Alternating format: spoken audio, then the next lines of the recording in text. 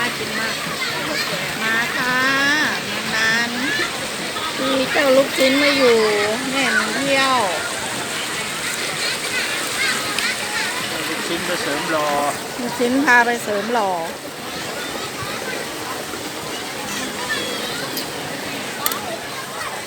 ค่ะเพื่อนๆ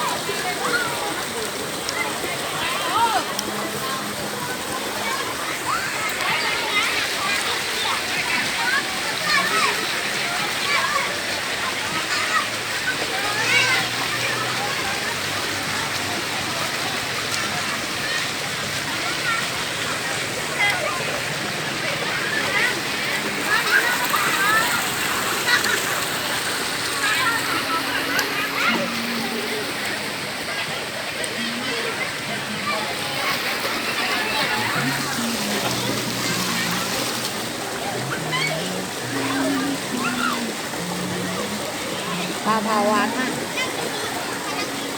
เมื่อปลาเผาเขากินแบบนี้อ่ะแห้งๆเนื้อไม่อร่อย